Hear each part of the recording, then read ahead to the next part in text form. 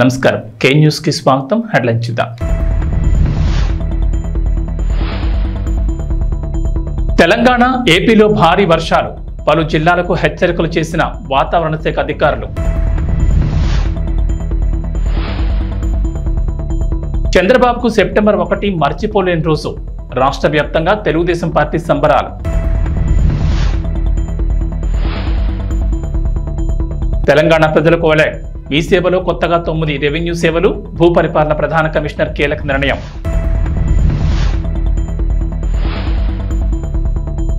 ఏపీలో రేషన్ కార్డులు ఉన్న వారికి గుడ్ న్యూస్. సెప్టెంబర్ నెల బియ్యంతో పాటుగా పంచదార పంపిణీకి చర్యలు. తెలంగాణలో మరో 3 రోజుల పాటు భారీ వర్షాలు కురుస్తాయని హైదరాబాద్ వాతావరణ కేంద్ర అధికారులు వెల్లడించారు. బంగాళాఖాతంలో ఏర్పడిన అల్పపీడనం వాయుగుండంగా మారుతుందని చెప్పారు. దీని ప్రభావంతో రాష్ట్రంలో వర్షాలు కురుస్తాయని వెల్లడించారు. ప్రజలు అప్రమత్తంగా ఉండాలని సూచించారు. బంగాళాఖాతంలో ఏర్పడిన అల్పపీడనం పశ్చిమ వాయు దిశగా ఉత్తరాంధ్ర, దక్షిణ ఒడిశా తీరాల వైపు కదులుతూ వాయుగుండంగా బలపడే అవకాశం ఉందని వాతావరణ శాఖ అంచనా వేస్తోంది. కోస్తా తీరం వెంబడి గంటకు 45 నుంచి 65 కిలోమీటర్ల వేగంతో ఈదురుగాలులు వీస్తాయని, మత్స్యకారులు వేటకు వెళ్లొద్దన్నారు. కోస్తా, రాయలసీమలో విస్తారంగా వర్షాలు కురుస్తున్నాయి. ఈ ప్రభావంతో శని, ఆదివారాల్లో అక్కడక్కడ మోస్తరు నుంచి భారీ వర్షాలు కురిసే అవకాశం ఉందని వాతావరణ శాఖ హెచ్చరించింది. సెప్టెంబర్ 1 ఆంధ్రప్రదేశ్ ముఖ్యమంత్రి నారా చంద్రబాబు నాయుడికి జీవితంలో మరపురాని రోజు. 1995లో ఆయన ఇదే రోజు ఉమ్మడి ఆంధ్రప్రదేశ్కు మొదటిసారి ముఖ్యమంత్రి అయ్యారు. 1995 సెప్టెంబర్ 1న కొన్ని ప్రత్యేక పరిస్థితుల్లో ఆయన సీఎం అయ్యారు. అలాగే ఉమ్మడి రాష్ట్రంలో కూడా ఎక్కువ కాలం ముఖ్యమంత్రిగా బాధ్యతలు చేపట్టిన వ్యక్తిగా కూడా నిలిచారు. అయితే చంద్రబాబు తొలిసారి ముఖ్యమంత్రిగా ప్రమాణ స్వీకారం చేసి సెప్టెంబర్ 1తో 30 ఏళ్లు కానుండడంతో సమాజానికి ఆయన చేసిన సేవలను ప్రజలకు తెలియజేసేందుకు టీడీపీ రాష్ట్ర వ్యాప్తంగా సంబరాలు చేస్తోంది. ఈ సందర్భంగా మంత్రి TG Bharat, MLA Vasanthakrishna Prasad, MLC Ashok Babu, TDP వికలాంగుల సంక్షేమ సంఘం అధ్యక్షుడు గోనుగంట్ల కోటేశ్వరరావు వివరాలు వెల్లడించారు. నారా చంద్రబాబు మొదటిసారి ఉమ్మడి రాష్ట్ర ముఖ్యమంత్రి పదవి చేపట్టి సెప్టెంబర్ 1కి 30 ఏళ్లు అవుతుందన్నారు. ఈ సందర్భంగా రాష్ట్ర వ్యాప్తంగా సంబరాలు నిర్వహిస్తున్నట్టు తెలిపారు. చంద్రబాబు ముఖ్యమంత్రి కావడం రాష్ట్ర చరిత్రలోని గొప్ప మలుపన్నారు. ఉమ్మడి రాష్ట్రాల్లో విభజన తర్వాత ఆంధ్రప్రదేశ్లో ఆయన చేపట్టిన సంక్షేమ కార్యక్రమాలు, తీసుకున్న నిర్ణయాలు ఇప్పటికీ ప్రజల మనసులో చెరగని ముద్ర వేశాయన్నారు. చంద్రబాబు విజన్ 2020 ప్రణాళికను ఎగతాళి చేశారని, కానీ ఇప్పుడు అదే నిజమైన కళ్ల ముందు కనిపిస్తోందన్నారు. అయితే 2 రోజుల క్రితం జరిగిన కేబినెట్ భేటీలో ఈ అంశం చర్చకు రాగా మంత్రులందరూ చంద్రబాబుకు ముందుగానే శుభాకాంక్షలు తెలిపారు. తెలంగాణలోని మీ సేవా కేంద్రాలు పౌరులకు పలు రకాలైన ప్రభుత్వ సేవలను అందిస్తున్న సంగతి తెలిసిందే. తాజాగా మీ సేవా కేంద్రాల ద్వారా మరో 9 రకాల సేవలు ప్రజలకు అందుబాటులోకి రానున్నాయి. మండల కేంద్రాల్లోని ఎంఆర్ఓ కార్యాలయాల్లో కాకుండా ప్రజలకు అవసరమైన వివిధ ధృవీకరణ పత్రాలను మీ సేవా కేంద్రాల నుంచి ఆన్లైన్ ద్వారా అందించాలని భూపరిపాలన ప్రధాన కమిషనర్ కీలకంగా నిర్ణయించారు.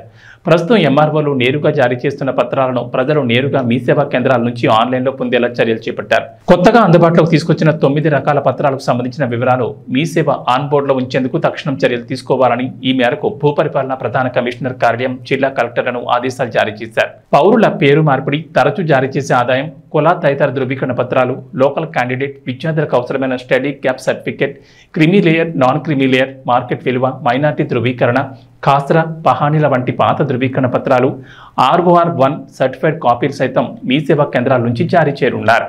ఆంధ్రప్రదేశ్లో రేషన్ కార్డులు ఉన్న వారికి ప్రభుత్వం శుభవార్త చెప్పింది. వచ్చే నెల నుంచి బియ్యంతో పాటుగా పంచదార పంపిణీకి చర్యలు తీసుకుంది. జూన్లో అధికారం చేపట్టిన కూటమి ప్రభుత్వం పౌర సరఫరాల శాఖ ప్రక్షాళనపై ఫోకస్ పెట్టింది.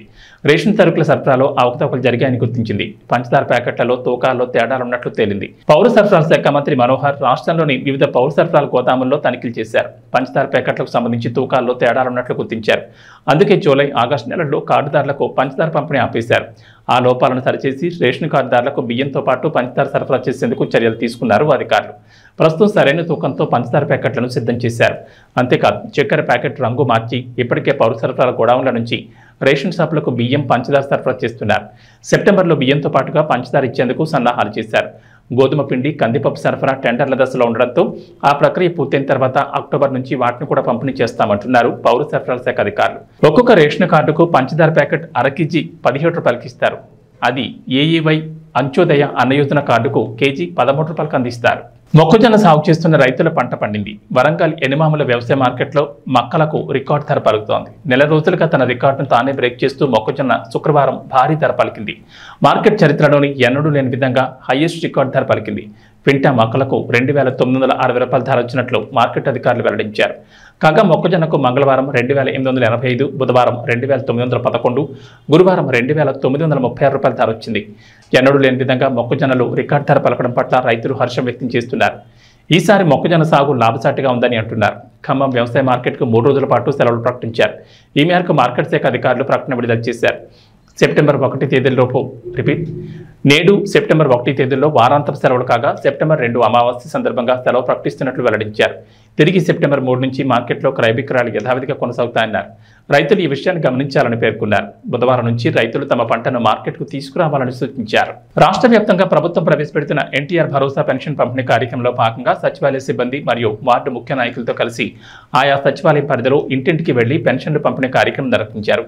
ఎమ్మెల్యే ఆరణ శ్రీనివాసులు మాట్లాడుతూ కూటమి ప్రభుత్వం ఇచ్చిన మాట ప్రకారం 4000 పెన్షన్ను ఉదయం 6 గంటలకే ఇంటింటికి వెళ్లి పంపిణీ చేస్తోందని అన్నారు. మిగిలిన హామీలను కూడా అమలు చేసి తమ చిత్తశుద్ధిని నిరూపించుకుంటామని స్పష్టం చేశారు. ఈ కార్యక్రమంలో తిరుపతి నియోజకవర్గ తెలుగుదేశం పార్టీ ఇన్ఛార్జ్ మన్నూరు సుగుణమ్మ, కూటమి ఎమ్మెల్యే ఆరణ శ్రీనివాసులు, రాష్ట్ర నాయకులు బుల్లెట్ రమణ, దంపూరి భాస్కర్ యాదవ్, మన్యం శ్రీనివాసులు, 28వ వార్డు నాయకులు Jayakumar, Munikumar, Mahabub Pasha, 37వ ward Subbarao, Kumar, Rajani, Sagar, 47వ ward councillor అన్న అనిత, సుధాకర్, మురళి, ప్రమీళ, కుమారమ్మ మరియు ముఖ్య నాయకులు పాల్గొన్నారు.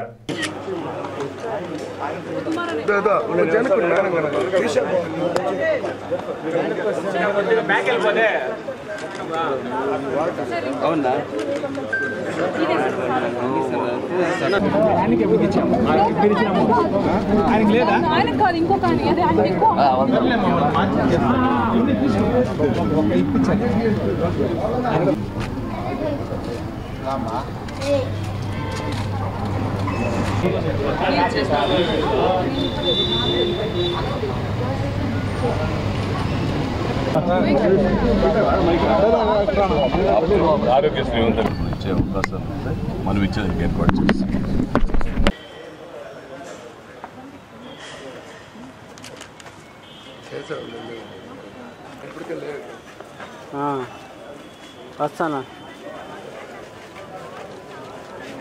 ఓం నమో వెంకటేశాయ. తిరుపతి నియోజకవర్గంలో పెన్షన్ల పంపిణీ కార్యక్రమం ఉదయం 5 గంటల నుంచి సెప్టెంబర్ 1వ తేదీ ఇవ్వాల్సిన పెన్షన్ని ఆగస్టు 31వ తారీఖునే ఇవ్వడం జరుగుతోంది. అది కేవలం ముఖ్యమంత్రి నారా చంద్రబాబు నాయుడు గారు, ఉప ముఖ్యమంత్రి పవన్ కళ్యాణ్ గారి నేతృత్వంలో ఇవన్నీ కూడా చెప్పిన మాట ప్రకారం ఒక ప్రణాళికాబద్ధంగా చేయగలిగే చరిష్మా కలిగిన నాయకులు చంద్రబాబు నాయుడు గారు. ఆయన నాయకత్వంలో పెన్షన్లు ప్రతి నెల ఇవ్వడం జరుగుతుంది. ఖచ్చితంగా కూడా ఆయన ఇది ఎన్టీఆర్ భరోసా పెన్షన్ కార్యక్రమం, ఎన్టీఆర్ మొదలుపెట్టిన పెన్షన్ కార్యక్రమం. చంద్రబాబు నాయుడు గారు 3000 నుంచి 4000 చేశారు. ఖచ్చితంగా కూడా ప్రతి ఒక్కరికి ప్రతి నెల 1వ తారీఖునే పెన్షన్ ఇచ్చే కార్యక్రమం ముఖ్యమంత్రి చేపడతారనేసి కూడా ఈ సందర్భంగా తెలియజేస్తున్నాం. అందులో ఈరోజు తిరుపతి నియోజకవర్గంలో 102 సచివాలయాల్లో 19,131 మంది లబ్ధిదారులకు వివిధ రకాలైన 28 రకాలైన పెన్షన్లకు పంపిణీ కార్యక్రమం ఈరోజు దాదాపు 75% ఇప్పటికే పూర్తయింది. మిగిలిన 25% కూడా సాయంకాలం 5 గంటల లోపల ఇంటింట్లో లేకపోయినాడు ఎక్కడున్నారో అక్కడ వెతికి ఇవ్వగలిగే శక్తి మన సచివాలయానికి అప్పగించడం జరిగింది. ఖచ్చితంగా ఉద్యోగస్తులు ఇది ఇంటికే వెళ్ళి పెన్షన్ కార్యక్రమం ఇస్తున్నారనేసి కూడా ఈ సందర్భంగా తెలియజేస్తున్నాం. నంద్యాల జిల్లా డోన్పట్నంలో రాష్ట్ర ప్రభుత్వం ఆదేశాల మేరకు పురపాలక సంఘ ఆధ్వర్యంలో చేపట్టిన వనం మనం కార్యక్రమానికి ముఖ్య అతిథిగా డోన్ ఎమ్మెల్యే కోట్ల జయసూర్య ప్రకాష్ రెడ్డి విచ్చేశారు. రోడ్లకు ఇరువైపులా చెట్లను నాటే కార్యక్రమాన్ని ప్రారంభించారు. ఈ సందర్భంగా ఆయన మాట్లాడుతూ రాష్ట్ర అధిష్టానం అనతి మేరకు వనం మనం అనే కార్యక్రమం అంతటా చేపట్టడం జరిగిందన్నారు. ప్రతి ఒక్కరూ బాధ్యతగా వారి ఇంటి ముందు చెట్లను నాటాలి. చెట్లను అధికంగా నాటడం వల్ల పచ్చదనం పెరిగి సకాలంలో వర్షాలు సమృద్ధిగా కురుస్తాయి. ప్రకృతిని కాపాడుకోవచ్చని, కాలుష్యాన్ని అరికట్టడానికి చెట్లు ఎంతో ఉపయోగపడతాయన్నారు. అనంతరం ఐటీఐ ఇన్స్టిట్యూట్ ప్రహారీగూడ ముందు గుడిసెల్లో జీవనం సాగిస్తున్న వృద్ధురాలి గుడిసెను గత ప్రభుత్వం వారు తొలగించారని, తాను రోడ్డున పడ్డానని ఎమ్మెల్యేతో మొరపెట్టుకోగా తక్షణమే తనకు ఆసరా చూపాలని సంబంధిత అధికారులను ఆదేశాలు జారీ చేశారు.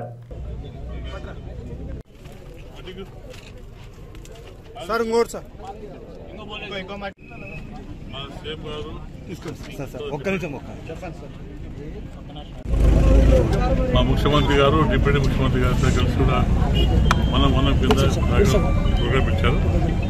ఇది మెయిన్ కాన్సెప్ట్ ఏమంటే మనం గ్రీనరీ డెవలప్ చేసుకోవాలి. దానివల్ల పొల్యూషన్ కంట్రోల్ అవుతుంది. తద్వారా వర్షాలు పడే మంచి అవకాశం ఉంది. ఎందుకంటే చాలా చోట్ల చెట్టు కొట్టేస్తున్నాం, పొల్యూషన్ అవుతుంది, బాగా పొల్యూట్ అవుతుంది. దాంతోపాటు వర్షాలు కూడా రావట్లేదు. ఎందుకంటే చెట్లు బాగుంటే వాతావరణం చల్లగా ఉంటుంది, చెట్లు కూడా మేఘాలు ఆకర్షించుకొని వర్షపడే పరిస్థితి ఉంది. అవన్నీ ఏర్పాటు చేయాలి.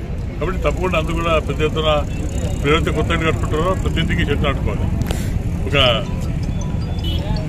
ఒక పద్ధతి మీద పోతే మనగా పొల్యూషన్ కంట్రోల్ అవుతుంది.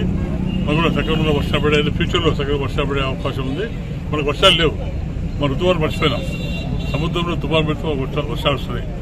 అటు పరిస్థితి లేకుండా అందాక కష్టపడితే ఒక 5-10 ఏళ్ళలో తప్పకుండా మనకు నైరుతి పవనాలు వస్తే మనకు ఋతువాలు వస్తాయి. తద్వారా వర్షం వచ్చే అవకాశం ఉన్నాయి. కానీ అందరూ కూడా నా రిక్వెస్ట్ అంటే ఈ కార్యక్రమంలో జీవితం చేయాలి. అందరూ కూడా రేపు పొద్దున ప్రతి ఇంటి ముందు చెట్లు ఆడుకుంటూ జరుపుకొని దాన్ని కాపాడితే మన ప్రాంతం బాగుంటుంది, మన ఏరియా బాగుంటుంది, మన శాసనం చెప్పి ఆ తరఫున డోర్ తరఫున ఆంధ్రప్రదేశ్ తరఫున మీకు తెలియజేసుకుంటా. అంతా కూడా ఈ ప్రోగ్రామ్ సక్సెస్ కోరుకుంటున్నాను. నంద్యాల జిల్లా డోన్పట్నంలో యూటీఎఫ్ రాష్ట్ర ఆడిట్ కమిటీ సభ్యులు సుబ్బారెడ్డి ఆధ్వర్యంలో కేంద్ర ప్రభుత్వం ఇటీవల తీసుకొచ్చిన యూనిఫైడ్ పెన్షన్ స్కీమ్ విధానాన్ని రద్దు చేసి తక్షణమే పాత పెన్షన్ విధానాన్ని వెంటనే పునరుద్ధరించాలని యూటీఎఫ్ రాష్ట్ర ఆడిట్ కమిటీ సభ్యులు సుబ్బారెడ్డి డిమాండ్ చేశారు. ఈ సందర్భంగా మాట్లాడుతూ యూపీఎస్ విధానం రద్దు చేయాలని డిమాండ్ చేస్తూ యూటీఎఫ్ రాష్ట్ర కమిటీ పిలుపు మేరకు డోన్ డివిజన్ ఆధ్వర్యంలో డోన్ మండల తహసీల్దార్ కార్యాలయం ఎదుట డోన్ మండల ప్రధాన కార్యదర్శి గోపాల్ అధ్యక్షతన చేపట్టిన నిరసన ప్రదర్శనల కార్యక్రమంలో వారు మాట్లాడుతూ కేంద్ర ప్రభుత్వం అత్యంత దుర్మార్గంగా ఉద్యోగ ఉపాధ్యాయులకు ఉపయోగపడని యూపీఎస్ విధానాన్ని తీసుకురావడం అంటే ఉద్యోగులను మరోసారి మోసం చేయడమేనని విమర్శించారు. 2004 కంటే ముందు నియామకం పొందిన ఉద్యోగులకు కాంట్రిబ్యూషన్ లేకపోయినా పెన్షన్ ఇస్తే పరిస్థితులు ఉన్న నేపథ్యంలో 2004 సెప్టెంబర్ తర్వాత నియామకం పొందిన వారికి కాంట్రిబ్యూషన్ చెల్లించాలని చెప్పడమే కాకుండా దాన్ని షేర్లలో పెట్టడం అనేది అత్యంత హేయమైన చర్యగా అభివర్ణించారు. కేంద్ర రాష్ట్ర ప్రభుత్వాలు ఇప్పటికైనా స్పందించి ఉద్యోగ ఉపాధ్యాయులకు ఉపయుక్తమైన పాత పెన్షన్ విధానాన్ని మాత్రమే అమలు చేయాలని కోరారు. అనంతరం డోన్ మండల తహసీల్దార్ కార్యాలయ జూనియర్ అసిస్టెంట్ హరీష్ కి వినతి పత్రం అందజేశారు. ఈ కార్యక్రమంలో యూటీఎఫ్ కర్నూలు జిల్లా కార్యదర్శి లక్ష్మీదేవి, ప్యాపిలి మండల అధ్యక్షులు కృష్ణనాయక్, భార్గవి తదితరులు పాల్గొన్నారు.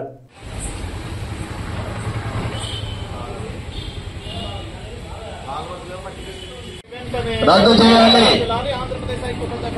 వర్ధిల్లాలి, వర్ధిల్లాలి. యూటీఎఫ్ జిందాబాద్, యూటీఎఫ్ జిందాబాద్, UTF long live, UTF long live.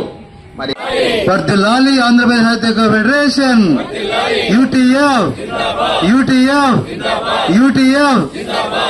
ఈరోజు మరి ప్యాపిలి, కృష్ణగిరి, డోన్ మండల ఉపాధ్యాయులకు అందరూ కూడా పేరు పేరున ధన్యవాదాలు తెలుపుకుంటూ ఈ కార్యక్రమాన్ని ముగిస్తున్నాం. Thank you sir. అందరికీ పిలిపించినటువంటి ఈ సందర్భంగా డోన్ తాలూకా స్థాయిలో అనేక మంది ఉపాధ్యాయులు మరి సిఐటి కార్యకర్తలు అలాగే ఎన్జిఓ నాయకులు వచ్చి ఈ కార్యక్రమానికి హాజరైనందుకు ముందుగా వారికి అందరికీ కూడా ధన్యవాదాలు తెలుపుకుంటూ మరి కేంద్ర ప్రభుత్వం 2004 జనవరి 1వ తారీఖు నుంచి ఈ సిపిఎస్ ను అమలు చేస్తా ఉంటే మన రాష్ట్ర ప్రభుత్వం 2004 సెప్టెంబర్ 1 నుంచి ఈ యొక్క సిపిఎస్ ను అమలు చేస్తా ఉంది. ఇక్కడ మనం చూస్తే దాదాపు ఈ కార్యక్రమంలో 15 మంది దాకా ఉన్నట్టున్నారు సిపిఎస్ నుంచి. చాలా సంతోషం. ఇంతవరకు సిపిఎస్ కార్యక్రమాలకు వచ్చినటువంటి ఏ కార్యక్రమం చూసినా కూడా ఏ 2, 3, 4 వచ్చేవాళ్ళు. కానీ ఈ రోజు మాత్రం చాలా సంతోషంగా ఉంది. సిపిఎస్ నుంచి కార్యకర్తలు చాలా మంది రావడం జరిగింది. ఇలాగే ఈ కార్యక్రమాలకు ఇంకా మద్దతు ఇవ్వాలని చెప్పేసి మనం కోరుకుంటూ మరి ఈ యొక్క సిపిఎస్ కార్యక్రమం గురించి గత 2018 నుంచి కూడా చాలా ఉధృతంగా మన యూటీఎఫ్ చేస్తా ఉంది. మరి వైజాగ్ నుంచి ఇటు హిందూపూర్ నుంచి మరి అనేక సార్లు మనము నడకతో విజయవాడకు చేరుకోవడం జరిగింది. దాదాపు 1 రోజుల పాటు కార్యక్రమాన్ని చేపట్టడం జరిగింది. అయినప్పటికీ కూడా ఆ రోజు చంద్రబాబు నాయుడు ఇదే ముఖ్యమంత్రిగా ఉన్నప్పుడు మరి ఎలాంటి మనకు మాట్లాడడానికి అవకాశం ఇవ్వలేదు. కానీ తర్వాత అదే అదనుగా మరి జగన్మోహన్ రెడ్డి ఏమో వత్తాసు పలికి 1 వారంలో సిపిఎస్ రద్దు చేస్తారని చెప్పడం, దానికి మనమంతా కూడా ఉద్యోగ ఉపాధ్యాయ కార్మిక సంఘాలన్నీ కూడా కలిసి ఏకమై దానికి మద్దతు ఇచ్చి మనము సపోర్ట్ చేయడంతో మరి అవలీలగా ఆ రోజుల్లో 151 సీట్లతో ఆయన ముందుకు రావడం జరిగింది. మరి ఈ రోజు అదే సిపిఎస్ ను రద్దు చేస్తామని చెప్పేసి దాదాపు 5 సంవత్సరాలు మనం నానబెట్టి చివరికి 1 ఇయర్ ముందు జీపీఎస్ అమలు చేస్తున్నామని చెప్పేసి గ్యారంటీ పెన్షన్ స్కీమ్ ను తీసుకొచ్చి పెట్టారు. ఈ గ్యారంటీ పెన్షన్ స్కీమ్ లో మనకు ఇచ్చేటువంటి లాభం ఎంత అంటే, ఒకటి ఫైనల్ గా మనకు చెప్పింది మీ యొక్క పెన్షన్ సగం మాత్రం ఇవ్వగలుగుతాను అంటే మన యొక్క జీతము చివరి బేసిక్ ఎంతైతే ఉందో అందులో సగం ఇవ్వగలుగుతారని చెప్పి చెప్పడం జరిగింది. కానీ మన కాంట్రిబ్యూషన్ మాత్రం అలాగే ఉంటది. మరి 10% కాంట్రిబ్యూషన్ చేస్తూ ఆ విధంగా చేయాల్సిన పరిస్థితి. సిపిఎస్ కు జీపీఎస్ కు పెద్ద తేడా కనపడలేదు కాబట్టి మన నాయకులు దాన్ని వ్యతిరేకించారు. అయినప్పటికీ కూడా మరి దొడ్డిదారిన అందరూ ఎమ్మెల్యేలు వాళ్ళ పంచన ఉన్నందున దాన్ని జీవో రూపంలో కూడా అమలు చేశారు. ఆ జీవోను ఎప్పుడు ప్రవేశపెట్టినారు? ఈ మధ్య కాలంలో చంద్రబాబు గవర్నమెంట్. కందుకూరు బాలాపూర్ మండలాల రైతులకు 50% మాత్రమే రుణమాఫీ జరిగిందన్నారు మాజీ మంత్రి సబితాంజారెడ్డి. మహేశ్వరం మండల కేంద్రంలోని అతిథి గృహంలో వ్యవసాయ శాఖ అధికారులతో ఎమ్మెల్యే సబితాంజారెడ్డి సమీక్ష నిర్వహించారు. ఈ సందర్భంగా మాట్లాడుతూ రైతు రుణమాఫీ పూర్తి చేయకుండా రైతుల దృష్టి మళ్లించడానికి హైడ్రాన్ తెరపైకి తెచ్చారన్నారు. రుణమాఫీ చేయడానికి కుటుంబ సభ్యుల వివరాలతో ఏం పనుందని మాజీ మంత్రి మండిపడ్డారు. ఈ కార్యక్రమంలో వ్యవసాయ శాఖ అధికారులు తదితరులు పాల్గొన్నారు.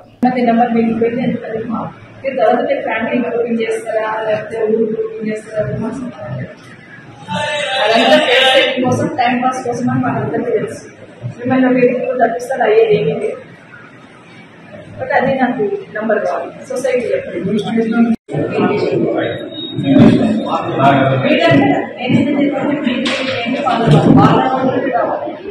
వాళ్ళు తెచ్చుకోలేదు.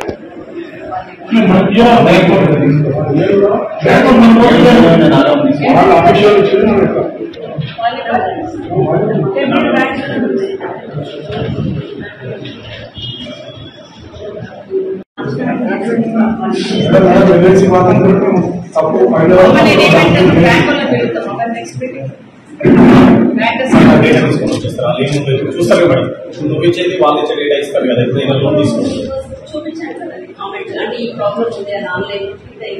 సార్ మీరు చెప్పిన క్షణంలో నేను ఇక్కడ వెళ్ళినా లేదు సేమ్ అది అక్కడ మీ వల్ల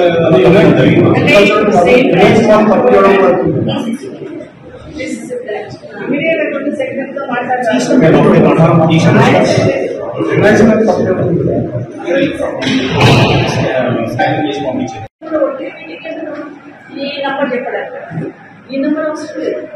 ఎక్కడైతే చెప్పలేదు ఇచ్చిన నెంబర్ అడుగుతారు. ఎంతమంది అప్పు తీసుకున్నారనే నెంబర్ అడుగుతున్నారు. మీరు చెప్పండి మరి ఎంతమంది తీసుకున్నారో చెప్పాలి. నేనేంటి పండచ్చు వాళ్ళకు కూడా అంత లెక్కలకే రాదు.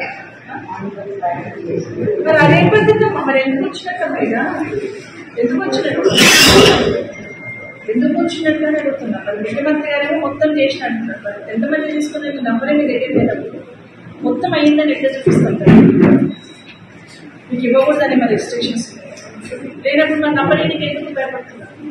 ఎందుకు ఎంత ముందు అయితే ఒక మీటింగ్కి వస్తున్నప్పుడు మిమ్మల్ని ఏమడుగుతాను? నేను తీసుకున్న నెంబర్ అడుగుతాను.